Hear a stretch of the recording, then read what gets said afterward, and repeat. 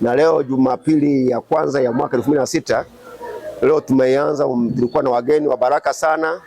Tulikuwa na Pastor Mtume Ananja amekuja na mke wake Dr. Rose, na naona watumishi wengine kutoka sehemu nyingine Arusha, Dodoma, kuja kwenye ibada ile ambao wanajua Mungu anaposema nasi mambo yanaenda kutokea, yanatokea, yanafanyika.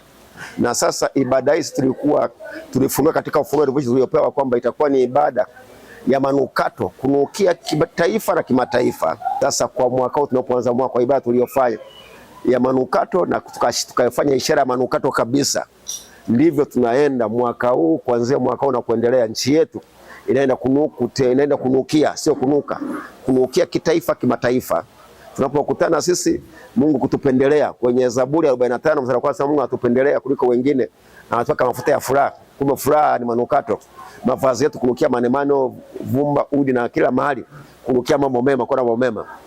Kwa ibada hii ambayo tumeifanya leo, sio kwa ajili ya washirika peke yake hapa, sio kwa ajili ya watumishi, ni kwa ajili ya taifa na kwa ajili ya Afrika, kama Mungu anavyotumia kufanya kuwa kinywa chake. Kwa hiyo tunaenda kuibadilisha nchi, tumebadilisha nchi tayari, tumebadilisha Afrika tayari, tumebadilisha ardhi tayari, mahali ambapo kulikwenda kuvunda. Upepo ule uliokuwa unapita ulikuwa unatoa mavundo, na leo tumeleta manukato kwa viongozi wetu, manukato kwa vijana wetu, manukato kwa kina baba, yamekwenda kutokea, ishatokea, enda kutokea. Kwa hiyo mwaka unaenda kwa manukato, na mvua inaenda kwa mvua ya baraka.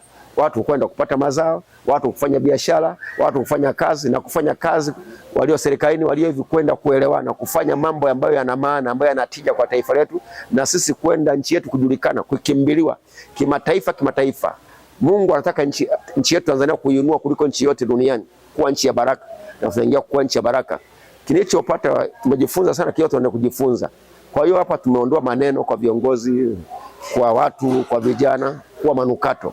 Manukato ni upendo ambao unazilika kwa wote kwenda. Kwa hiyo ibada hii kila mtu aione ni msingi wa kwenda kuanzia Januari kwenda mpaka mwezi 10 kuipokea Januari nyingine, tukiwa nchi ya furaha, tukiwa nchi ya amani, tukiwa nchi ambayo tunaungana kwa pamoja, tunasikilizana.